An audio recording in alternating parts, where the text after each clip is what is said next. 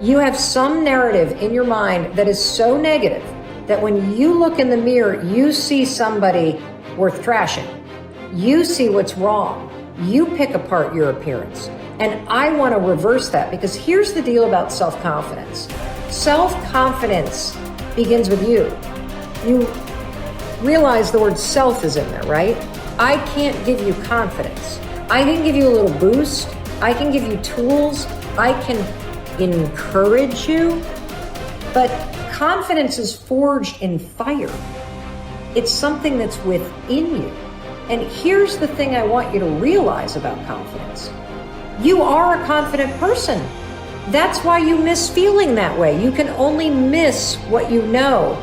You've just been blocked from the feeling of it. And wherever you are right now in your life, I'm telling you, confidence is in there. You just got to figure out how to tap into it. If you're holding on to something that does not serve you, you are making a terrible error. It's going to cause all kinds of problems. You may blame other people or other things. You may blame the situation. It's you are the cause of the problem. The man that told me to pick up this book and read it, Ray Stanford, he had a saying. He used to say to me, Bob, you're the only problem you'll ever have, and you're the only solution. I think it might have taken me 5 years to understand it. But I do understand it. And you know something? I am the only problem I'll ever have, and I am the only solution. Don't hold on to anything that is not serving you. Reject it. You know the beautiful part about having an inductive reasoning factor? That's the part that chooses thoughts. You can accept or reject. The beautiful part of your mind, you can accept or reject anything that comes into your world. Accept or reject it. It's a choice. Don't hold on to anything that is not serving you. If we play the victim role, then we are using our personal power to be helpless. If we decide to accept responsibility, then we don't waste time blaming somebody or something out there. Some people feel guilty for creating illness or poverty or problems. They choose to interpret responsibility as guilt. And some members of the media like to refer to it as New Age guilt. These people often feel guilty because they believe that they have failed in some way. However, they usually accept everything as a guilt trip in one way or another, because it's another way to make themselves wrong.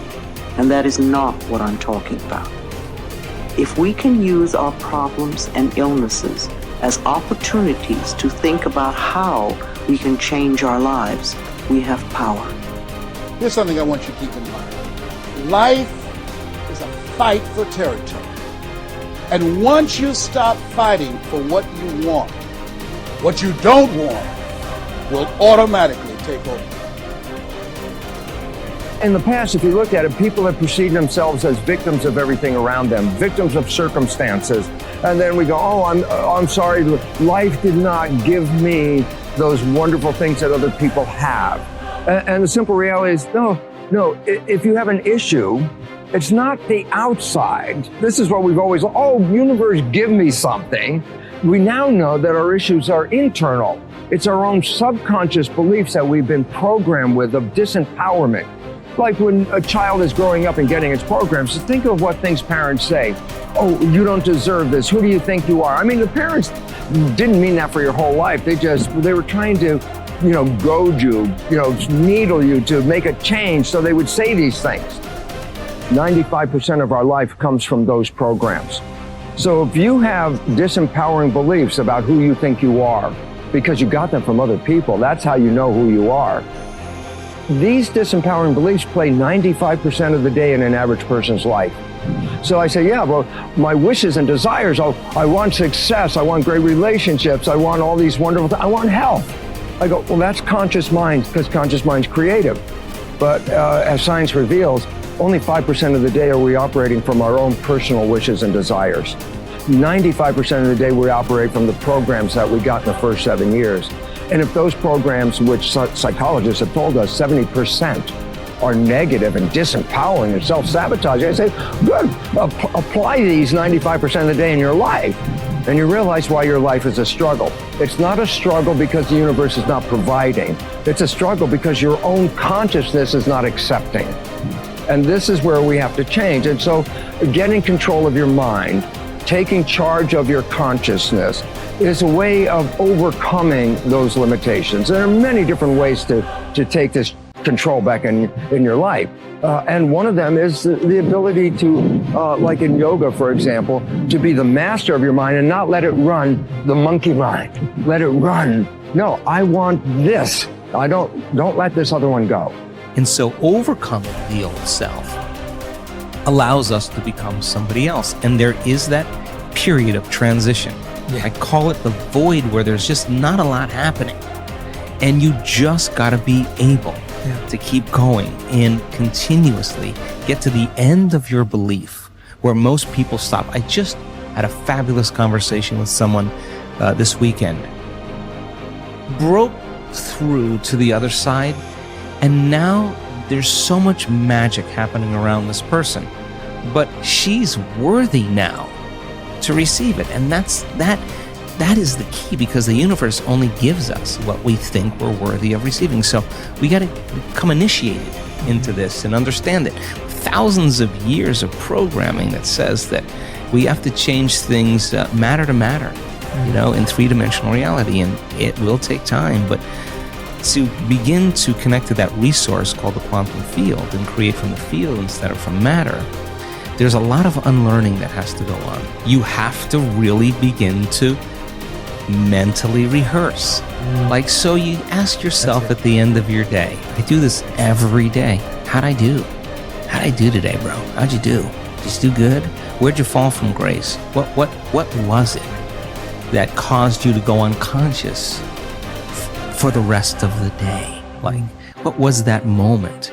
Now, if you're a student of life, you'll begin to contemplate, well, it was that person that said that thing, then I reacted, or I got this email, or things didn't go my way, and I started feeling angry or frustrated or fearful. The next time that happens, how could I evolve my experience? Now, you may have to search for some answers of the best model to build, or you may actually have a long contemplation and start to go, God, the next time that happens, I think I'm going to do this, or I'm going to do that, or I'm going to plan my behaviors. And the act of closing your eyes and rehearsing what you're going to do begins to install the neurological hardware in your brain to look like you already did it. Now the brain is no longer a record of the past.